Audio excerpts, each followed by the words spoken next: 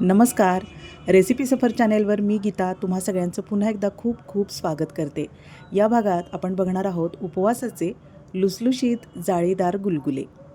अतिशय उत्तम स्वादिष्ट बनतात आणि उपासामुळे येणारा थकवा याच्यानी दूर होऊ शकतो. भोपळ्याच्या बिया आणि बदामाचे काप वापरल्यामुळं अतिशय हेल्दी आणि टेस्टी बनली आहे ही रेसिपी. या उपासाला नक्की ट्राय करा. अशा हेल्दी रेसिपी खायला सुरुवात करा, म्हणजे साबुदाण्यामुळं होणारे त्रास थोड्या प्रमाणात कमी होतील. वरी खूप मोठ्या प्रमाणात आजकाल वापरली जाते आणि याचं महत्त्व आता सगळ्यांनाच कळायला लागले. बघा, भोपळ्याच्या बिया आजकाल आयत्या सोललेल्या मिळतात. लहानपणी आपण त्या सोलून खात होतो. खूप वेळ लागायचा सोलायला, तरीसुद्धा ते खाण्यात काही वेगळीच मजा होती. चला बघूया तयारी. 1 वाटी वरीचं पीठ घेतले मी. रेडीमेड पीठ आहे, तुम्ही घरीसुद्धा ग्राइंड करू शकता मिक्सरवर. आणि अर्धी वाटी घेतले राजगिऱ्याचं पीठ. हाच रेशो फॉलो करा, म्हणजे छान बनते रेसिपी. आता या प्रमाणासाठी अर्धी वाटी गूळ पावडर घेतली आहे, तुम्ही गूळसुद्धा चिरून घेऊ शकता. आणि पाव वाटी घ्यायचे तूप. वितळण्याची वगैरे गरज नाही, थोडंसं गरम केले मी, थंडीचे दिवस आहेत त्यामुळं. तूप याच प्रमाणात घाला, कारण वरीचं आणि राजगिऱ्याचं पीठ ग्लुटेन फ्री असतं, त्यामुळं तूप जास्त प्रमाणात वापरणं खूप गरजेचं आहे. आता हे सगळे जिन्नस व्यवस्थित मिसळून घ्यायचे आहेत आणि कणभर मीठसुद्धा टाकायचे. गोडाच्या पदार्थात मीठ टाकल्यामुळं टेस्ट खूप छान येते. आता हे सगळं मिक्स करून घ्या. गूळ जर तुम्ही चिरून घेणार असाल तर थोडासा कोमट पाण्यात मिक्स केला तरी चालणार आहे. आता या प्रमाणासाठी 1 वाटी आधी पाणी मिक्स करूया. लागलं तर अजून थोड्या वेळाने मिक्स करायचं आहे, पण आधी 1 वाटी पाणी मिक्स करून घ्यायचं आहे. 1.5 वाटी पीठ आहे. 1 वाटी वरी पीठ आणि अर्धी वाटी राजगिरा पीठ, त्यासाठी 1 वाटी पाणी आपण मिक्स करतो आहोत. गुठळ्या सगळ्या मोडून घ्यायच्या आहेत. तुपामुळं गुठळ्या होत नाहीत, तरीसुद्धा लक्षपूर्वक मिश्रण बनवून घ्यायचं आहे. एकसार झालं पाहिजे. बघा, मिक्स होतं, लगेचच मिक्स होतं 1-1.5 मिनिटात. आता अजून थोडंसं अर्धी वाटी पाणी मिक्स केले मी. हे पाणी बाजूला ठेवूया आणि मिक्स करून घेऊया. गुळाचे बारीक खडे विरघळले पाहिजेत. फक्त 2 ते 3 मिनिटं लागतात. अशा पद्धतीनं मिश्रण व्यवस्थित मिक्स करून घ्या. बघा, व्यवस्थित झालं आहे आता. खूप पातळ नाही आणि खूप जाडसरसुद्धा नाही. अशा पद्धतीनं आपल्याला बनवून घ्यायचं आहे. 1.5 वाटी पिठासाठी आपल्याला आता हे 1.5 वाटीच पाणी लागलेलं आहे. थोडा वेळ झाकून ठेवलं होतं मी. खूप जास्त वेळ झाकून ठेवण्याची गरज नाही, फक्त 2-3 मिनिटं झाकून ठेवायचं आहे. बघा, आता एकसार झालं आहे पीठ आपलं, छान झालं आहे. अर्धी वाटी पाणी उरलं आहे, म्हणजे 1.5 वाटी पिठासाठी 1.5 वाटीच पाणी लागलेलं आहे. आता पाव चमचा सोडा टाकायचा आहे. याच प्रमाणात टाका. ॲक्टिवेट होण्यासाठी थोडंसं पाणी टाकायचं आहे त्यावर. आणि आता सोडासुद्धा व्यवस्थित मिक्स करून घ्यायचा आहे, म्हणजे त्याला छान सुंदर जाळी पडते. आता लगेचच आपल्याला गुलगुले टाकून घ्यायचे आहेत. घावणाचा तवा चांगला तापला आहे. फ्लेम बारीक करायची आहे, खूप मोठ्या गॅसवर भाजायचे नाही आहेत. बघा, चांगला तापला आहे तवा. आता यावर आपण व्यवस्थित पीठ गोलाकार फिरवून घेऊया.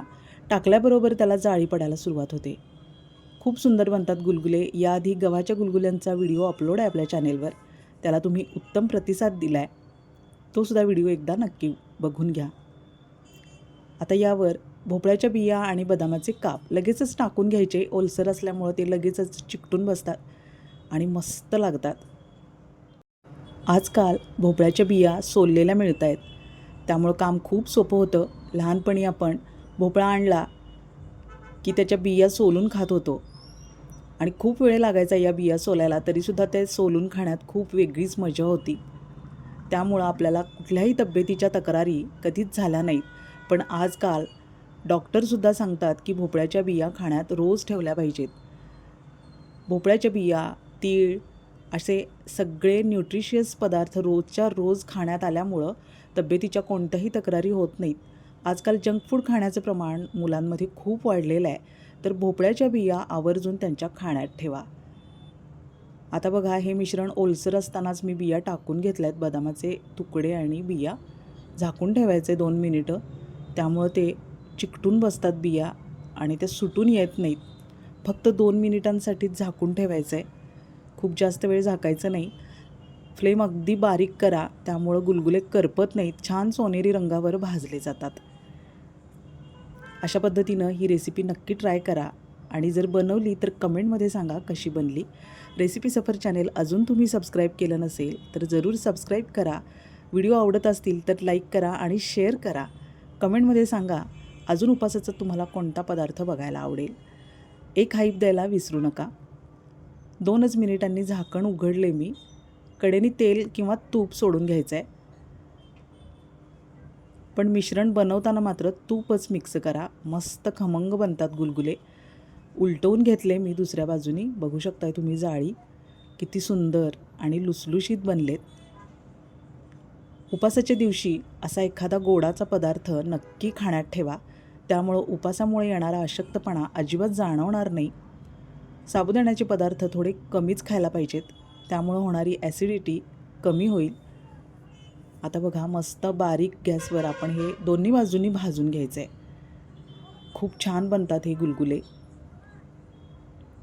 अशा पद्धतीनं अजून कोणत्या पिठाचे गुलगुले बनवता येईल हे सुद्धा आपण बघणार आहोत हळूहळू. आता वाटीतच घेतले मी मिश्रण, त्यामुळं टाकायला सोपं जातं. त्यावर भोपळ्याच्या बिया आणि बदामाचे काप टाकून घ्या, म्हणजे मस्त लागते ही रेसिपी. आपल्या चॅनेलवर एक से बढ़कर एक रेसिपीज अपलोड आहेत.